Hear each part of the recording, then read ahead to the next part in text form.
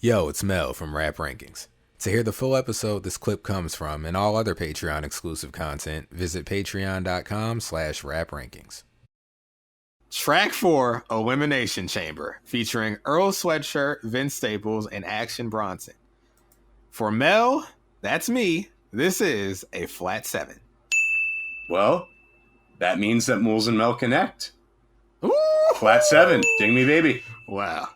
Moles and Mel, folks, we were sitting outside at the announce table watching this Elimination Chamber match go on, and we got some thoughts. Yes. I have lots of thoughts, as a matter of fact. I should preface this by saying we mentioned up top, this was the single from this project. It was First on single.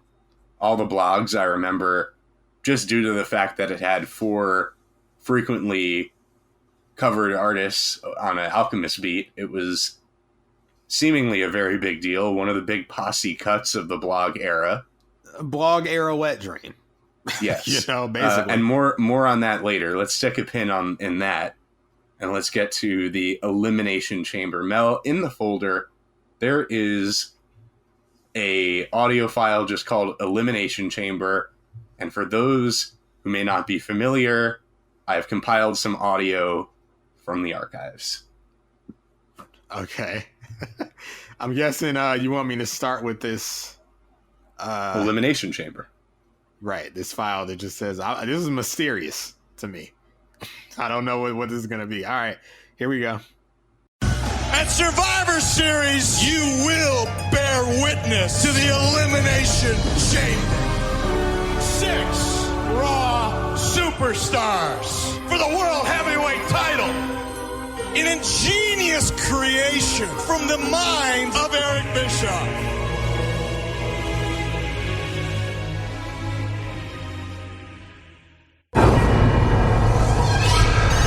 The demonic Elimination Chamber.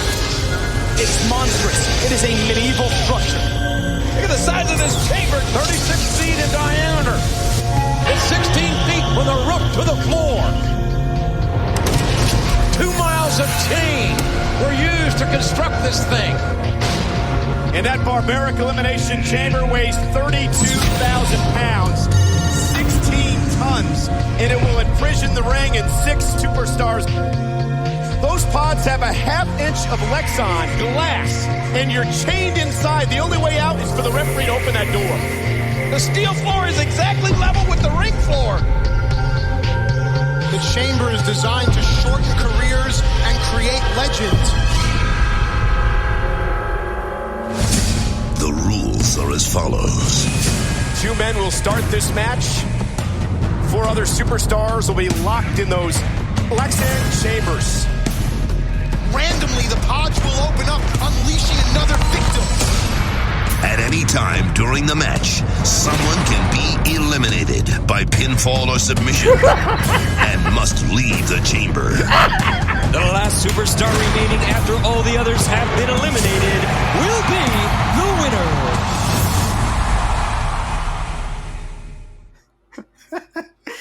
Elimination Don't Chamber. get me started, but they don't make it like that anymore. So, and that wasn't even the heyday, but anyway. as I mention all the time on this show, the Lapsed Fan Wrestling Podcast, lapsed meaning ceased keeping up with professional wrestling. For me, I became lapsed in stages. And The Rock losing to Brock Lesnar at SummerSlam 2002 was a major point in me becoming lapsed, because I was no longer buying pay-per-views after that. I never paid for another pay-per-view until WrestleMania 28. But Wow. I also, over time, fell so out with the product, I wasn't even keeping up with anything other really than WrestleMania Royal Rumble. And I missed the Elimination Chamber match at the 2002 Survivor Series. Never even got to see it. I had only seen pictures, and short clips, like from when Triple H got injured in the Chamber. I had played Elimination Chamber in the video games. I'd never actually watched the match or any of the subsequent matches. Mel put me on. He was like, you have to watch the original Elimination Chamber match from the 2002 Survivor Series.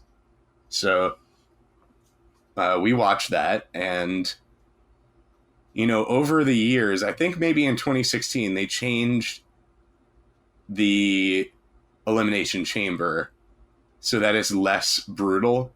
Like, there's not steel grating on the outside anymore. It's like just padding. And they made it slightly safer. But this thing was brutal. It was a brutal match. Fantastic match, despite the fact that Shawn Michaels looked really weird with the doo-doo brown tights and the short Dutchman haircut. It was a great match. Mel was right. It was fucking money. And I must ask, though, why did they call a song Elimination Chamber with 4 guys on it when it's a 6-man match every time? Here's my theory. I think Tyler, the Creator, and Haji Beats were scheduled to appear in the match, but they were attacked backstage by... What? By God! That's Frank Ocean and Sid the Kid! Okay? Why were they attacked by their own clique? Because here's the thing. Because they were the 2 people that first distanced themselves, really. Oh, so they were breaking, okay. That was the dissolution of Odd Future. Right, right.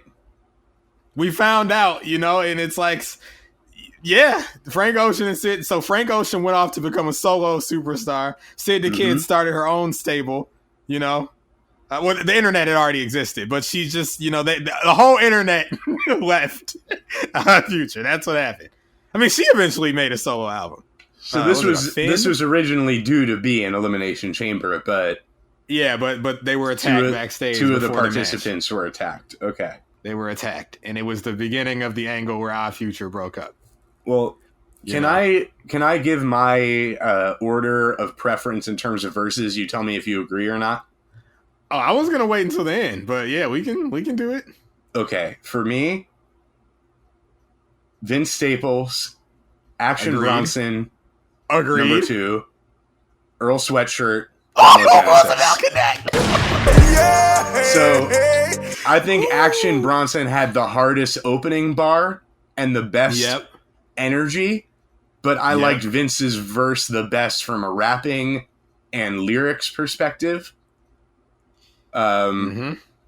Earl was good.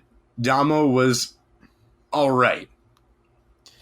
I will tell you exactly how I saw this thing. Okay, so there was only, and this is one of the only times on this No Idols mixtape that like a line actually popped me. Your bitch is floppy, giving sloppy while she called me Poppy. I was like, whatever when I heard that. But taking the doggies right to the face like she Kobayashi. It was whatever until that punchline hit, and I was like, oh, okay. You know about that Kobayashi, right? Yeah. The hot dog. The hot dog, yeah. Yeah. Mel, I gotta ask. Yes. Do you think, at the very least, though, did Domo step his game up from the previous 3 tracks to compete with these guys? I think he did. No. I disagree. I think he's doing the same thing. Here's the thing. This is what I said. I thought I thought he came harder on this than the previous 3 songs so far. This man said my Nike's clean. I see these niggas hating through my ice blings.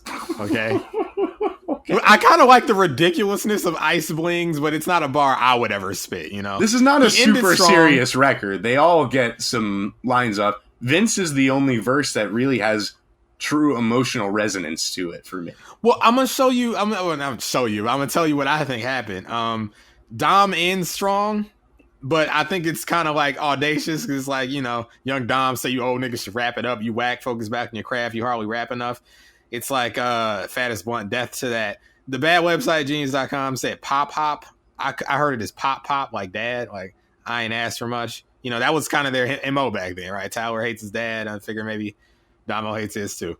Stop asking for the collabs because all you bastards suck. I like the energy, but it's kind of audacious because it's like, Domo, I'm just saying he came harder. He really did to me versus decent verse. Prophecy, decent. Fuck everybody else, and All Alone. Like, but you're in an elimination chamber. You got to be prepared for war. It's fake, mate. It's fake.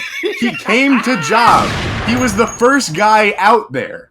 But that's what's crazy because I feel like with this being his mixtape, you could say metaphorically, like he's the one who proposed the match. It's like, we need to meet in an elimination chamber. And then he's the first guy who gets eliminated. Well, that's what it felt like to me. Sometimes it happens that way. But listen, he ended up losing to Earl. Earl ended up losing to Vince. And then Vince was like tired after beating Earl. So he got beat down by Bronson in the beginning with that opening line about being like the boss of a Nintendo game. And Bronson was really kind of, putting up a lot of good energy on that verse too. But in the final analysis, Vince got that, he might have even just hit him with a schoolboy roll-up or something like that. I'm going to tell you what happened. I got this all mapped out. Everyone was afraid of Bronson, okay? Because this beat is almost like tailor fitted to him. Yes, too. And he's a big dude. He's a big dude. He's the guy you got to get through at the end of the day. You all got to team up and take out the big dude in the elimination chamber, and everyone's scared of when he's going to come out the pod. And also, wrestling sense, he kind of looks like Otis, by the way. But he came out, and it's like, business is just picked up, King, and he came out wrecking shop, that first line. I'm like, the boss from the end of the Nintendo game. I'm like, I love that opening line. But here's the thing. This is what happened to me. He got action wreck shop, and then he got like sort of winded at the end. Right. Vince Staples got creative to defeat the big man. What happened is it was just Vince and Bronson at the end. And like Bronson charged at him, and I think Vince used Bronson's momentum against him, moved out the way. Bronson crashed through the pod. AKA his trailing off at the end of his verse in that sort of flippant, humorous way. But it also kneecapped his verse. So, and that's how Vince won. He used his momentum against him. And it's very much like that first Elimination Chamber match when it came down to Triple H and Shawn Michaels. And, at the end, Shawn's the victor, but I mean, he's bloodied up. He's selling like the confetti's coming down, but he's a bloody mess. It was a finesse win. And it's like, I feel like that's what happened with Vince. And to really talk about what happened with Vince, I have to talk about Earl. Because here's the thing with Earl. Earl comes in. Like I said, he's the third best verse on the song. He says, it's that 30 deep in Saga shit. At first, I was like, Party Next Door? But apparently, no, Saga is a neighborhood, Saugus, a neighborhood in Santa Clara, California. Assuming the bad website didn't lie to me. But this is my breakdown of Earl's. I'm just going to get this out because I had to write all of this out to really nail what I felt about Earl and maybe his whole career. I said, Dean Malenko ass offense. Oh my God. I'll never say he's a bad wrestler. It's the thing that he's best at. But in an environment like this, he's too cerebral to win. And I don't mean like the cerebral assassin. It's just like he's so focused on his own thing, doing his own thing, his own concerns. He can sometimes neglect the stage for better or worse. Like sometimes he is very much Dean Malenko. Right. Sometimes, like, he's a talented technician, but sometimes he goes so opposite to what's happening around him that it helps him stand out in a positive way. And sometimes he becomes the odd man out, like here. It's like, I respect him for his style, but you can't just stick him in every match or on every track. In a match like this, you got to be willing to steal the show. It's called Elimination Chamber. You're going bar for bar with your contemporaries. You got to assert yourself over others. Like, I relate to Earl because most of the time, I'll just stay out of the shit unless I'm willing to play ball that day. I'll be focused on my own issues and anguish and turmoil. A lot of Earl's content is about his inner turmoil.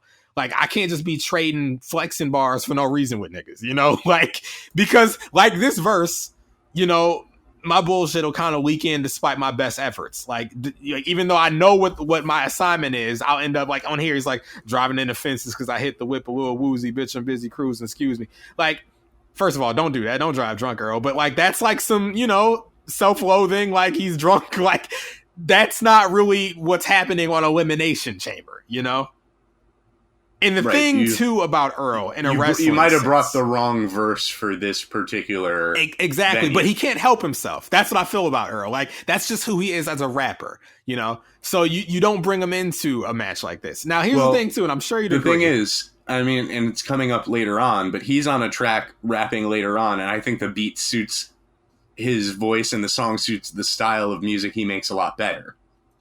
I know what song he's on. He's got to be Like a Star, right? Like a Star, aka Game Breaker. A Game Breaker, yeah. Do you think it's the Daily News? No, he's not. He doesn't rap on that song.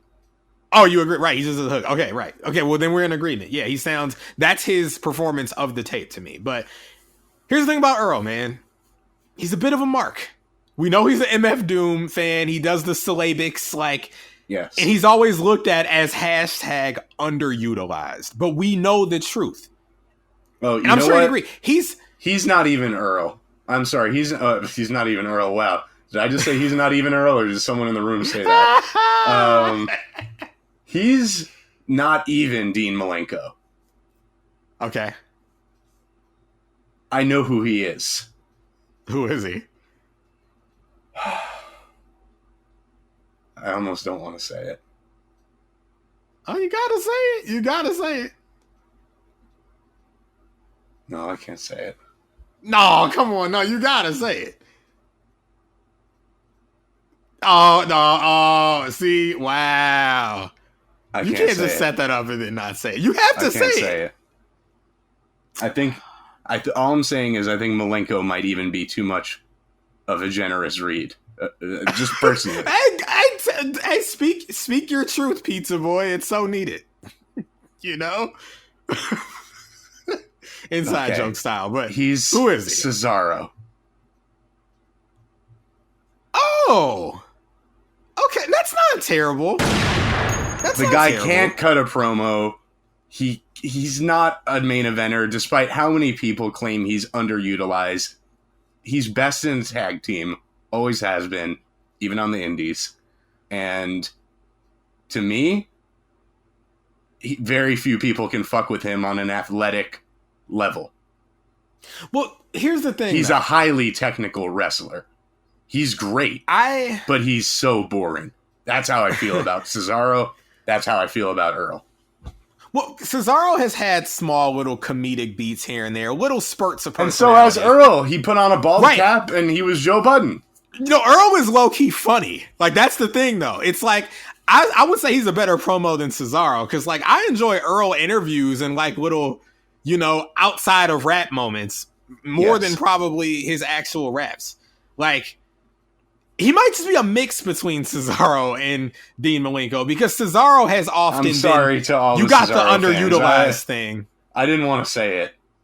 Just nobody claimed Dean Malenko was underutilized. People are exactly, and that was the point Cesaro. I was going to make. That's the point I was going to make. When That's you why said underutilized, I was like, oh no, like you unlocked something within me, because the number one quote unquote underutilized guy is Cesaro.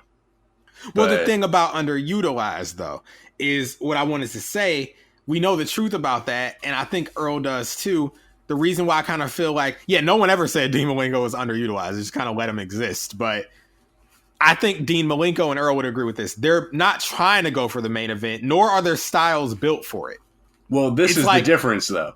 Cesaro, before he left WWE recently, had a title program against Roman Reigns, and he won a singles match against Seth freaking Rollins at WrestleMania. Seth freaking himself. Yeah. So, you know, Dean Malenko never, got a win at WrestleMania in a singles match against, like, Eddie, Benoit, Angle, you know, and he definitely didn't get a fucking title shot at any point in time. That's the difference, is that nowadays the Cesaro, the Dean Malenkos would have they'd be chasing the title on a B show.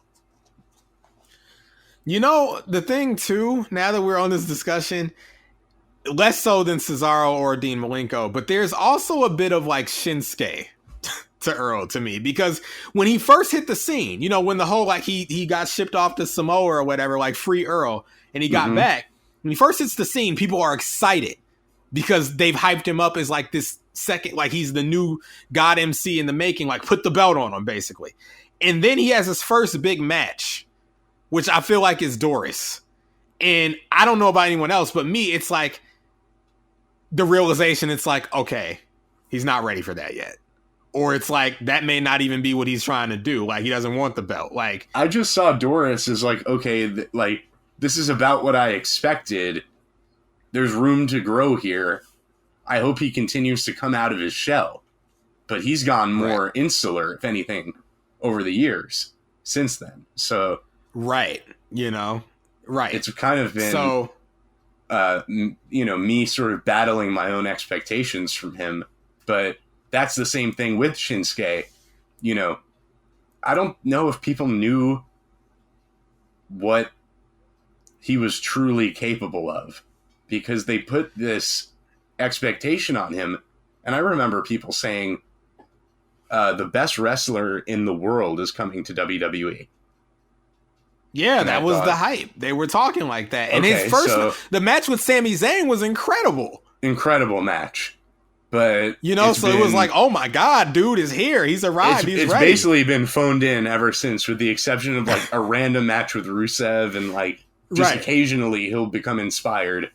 But you gotta fill him though. You gotta fill him though, because we know this is all fake. And Shinsuke's here for the paycheck. He's food and culture, here for that bro. Paper. Food and culture. We already know about him. You know, and I love that. I love him. He's Japanese Kevin Nash. Like, I love Shinsuke Nakamura. But, you know, I think people set too high expectations on him.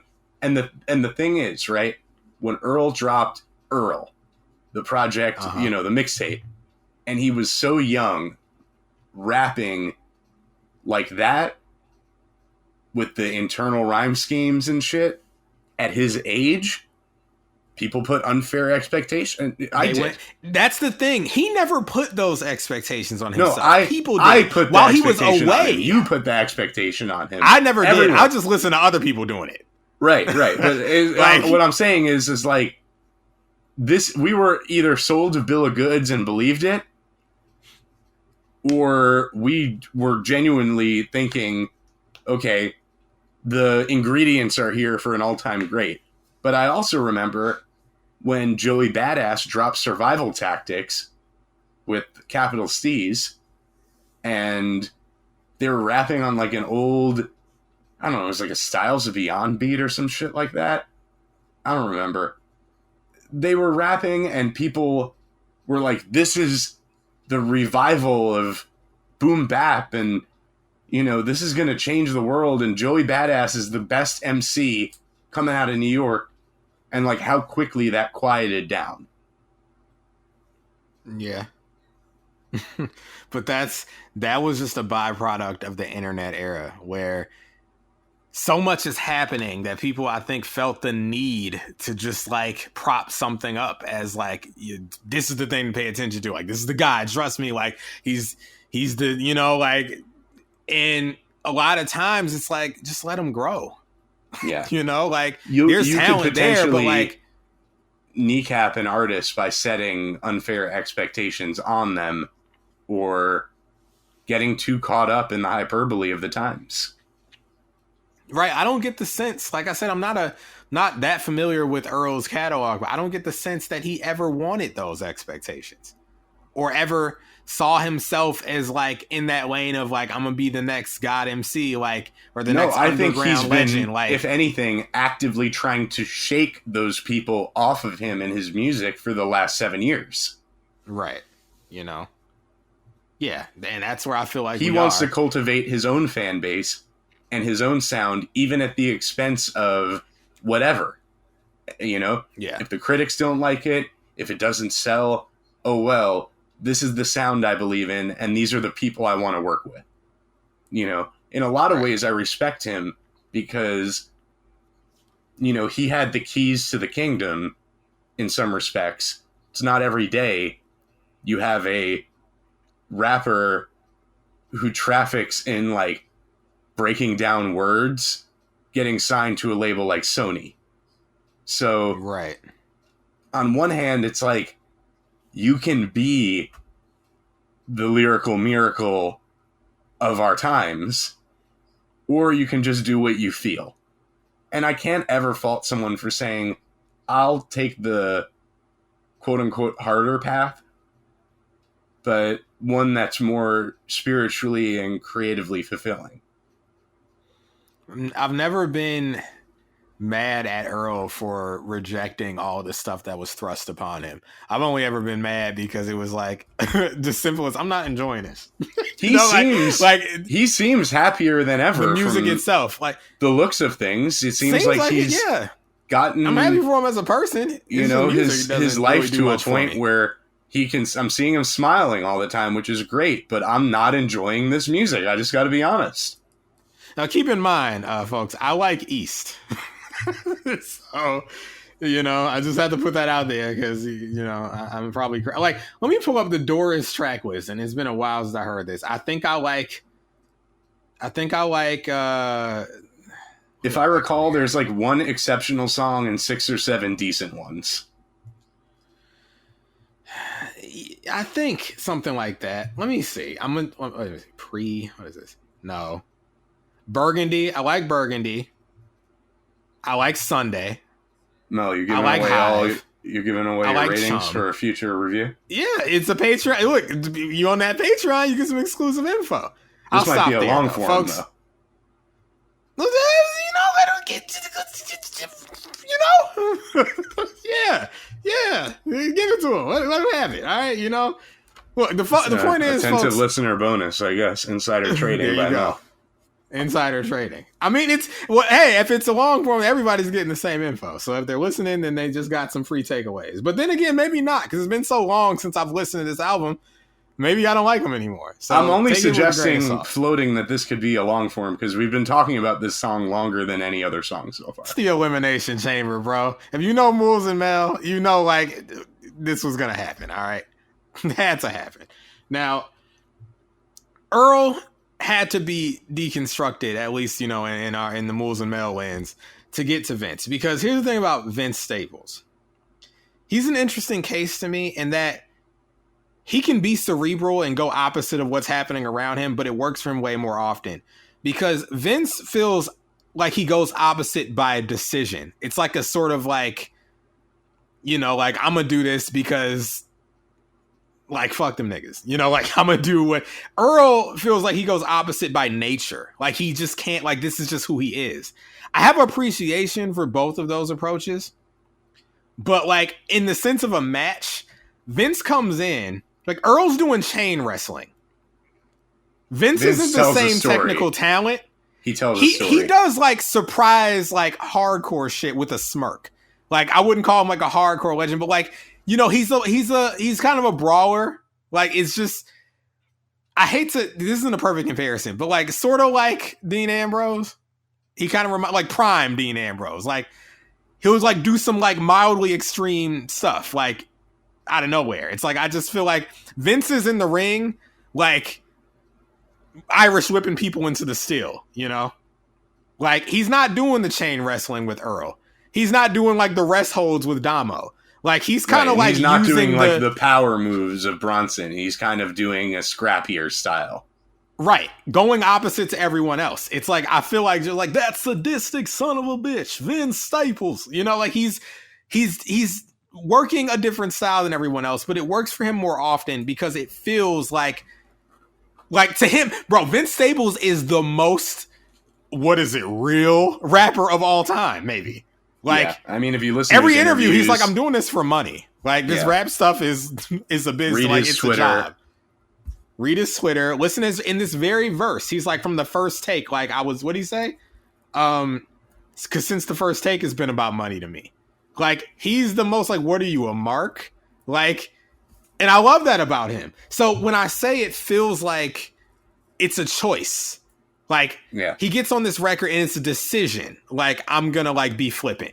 Whereas Earl is falling into sort of familiar pitfalls that he tends to fall into, and you've identified you've fallen into as an artist. Yeah.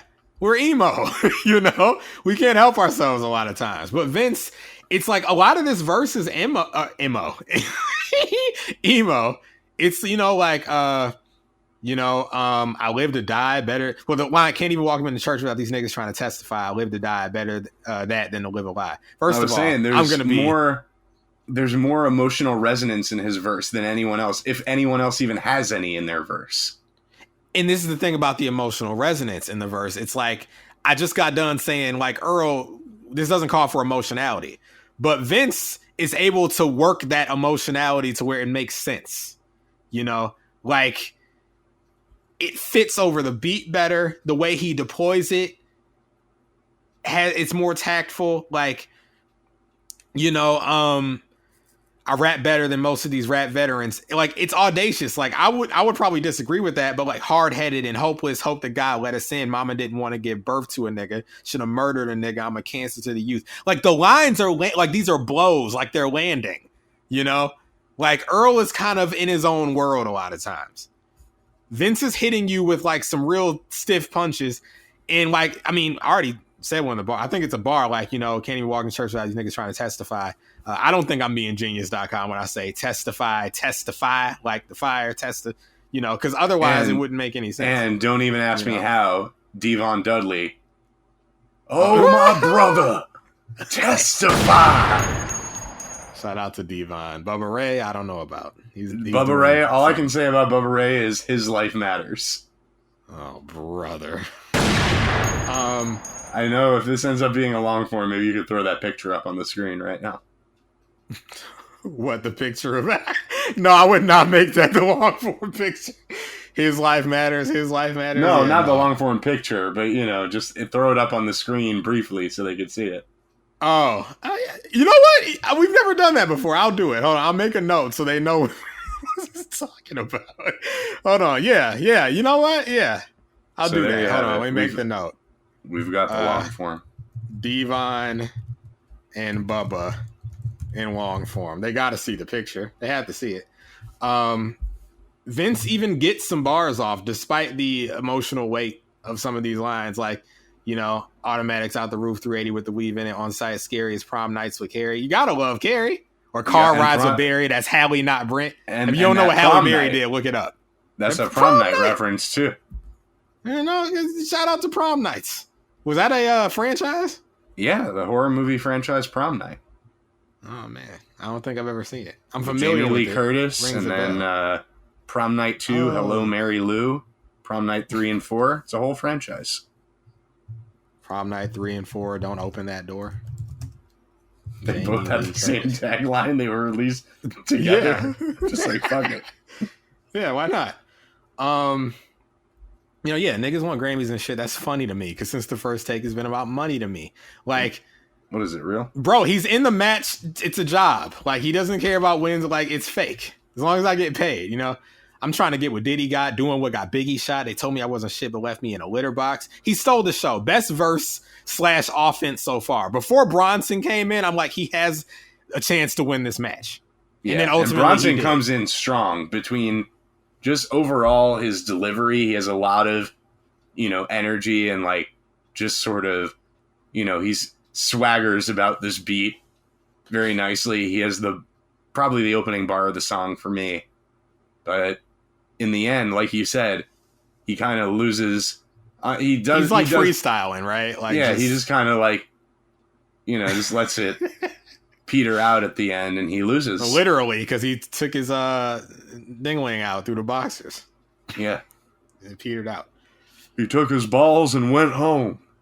Oh man, Bronson took his ball and went home, or whatever Vince made The Rock say. This is what Vince Staples would say. But to me, this is home. Oh, man. Well, Staples, this is the thing. I think Action Bronson's the big guy. Is he like Braun Strowman? He's like a Braun... I mean, he's like Bam Bam Bigelow, Braun Strowman, King Kong he's Bundy. Referenced Bam Bam before. All right, he's got to be like Bam Bam, Like, he's one of those types. Yeah, he's got to be one of those types. I just know Vince isn't a mark. He's definitely not a mark for like hip hop and rap, and that shows in his verse, shows in his career, And it was enough to get him the win here. Because Yeah. while Earl was busy being a mark and Domo Genesis was busy being a mid-carder, Bronson could have won, but he crashed into the cell and Vince took advantage. Yeah. Or into the pod. And that's it. Skinny That's what Nash took advantage and got Bam Bam eliminated in the end. Skinny Nash. Yep. This is a new wrestler to me. Yeah, it's Vince Staples. Because he knows it's fucking fake. skinny Kevin Nash. Okay. Yeah. I thought I was thinking of Scrappy Gary Lewis Head. I thought like Skinny Nash was a wrestler I hadn't heard of. Okay. Scrappy Gary. Oh man. Yeah, Scrappy Gary and Lewis Head, folks. Only other note is Bronson said something in here he probably couldn't get away with now for many reasons. That's old Bronson for you. Pre-Mr. Wonderful Bronson is chock full of ill-advised lines. And somehow people tell me that the last like 4 or 5 projects aren't better than the old shit. I don't know. He buffed out the worst elements of himself. Right. Just in my I enjoy Action Bronson. I very much enjoy him now. But we live in a post-Mr. Wonderful world where he, like Earl Sweatshirt, just seems to make whatever the hell he wants to make. Right. No regard for commercial expectations, and I think we're better off for it. Anything else? Yeah, I mean, he found his lane. He, stuck to it. I think he'll always have his shows and people checking out his albums. Like, it's an ideal position to be in, as a rapper not on, I guess, a major label, right? I mean, he had the TV show, too. Is he on a major label, or is he officially off the label now? I would guess he's off. I don't know. The last few have all been major label albums. No. I just figure, between when he was doing Fuck That's Delicious and all that other stuff, it's like, who's got time to deliver albums to a record label, Let's see. I think Action Bronson is a indie wrestler, personally. He was on a major label until his last album before this one, Only for Dolphins. Now he's on Loma Vista. Oh, it's on Warner Brothers. He's on Warner Brothers. Oh, okay. Well, he's on Warner Brothers. There you go. He's putting out this music, and it's all on Warner Brothers, and there's no chance it's ever going to chart. You got to love it. All right. Well, we've reached the end of the Elimination Chamber. Vince Staples. And your new... what champion would it be? I don't know. Elimination Blog Chamber Era champion. There you go. The Blog Era title. Vince Staples. Yeah. Anyway. All right. You want to move on? I've had enough of this one. Yeah, I've had enough. Here we go. Yo, it's Mel from Rap Rankings. To hear the full episode this clip comes from and all other Patreon exclusive content, visit patreon.com/raprankings.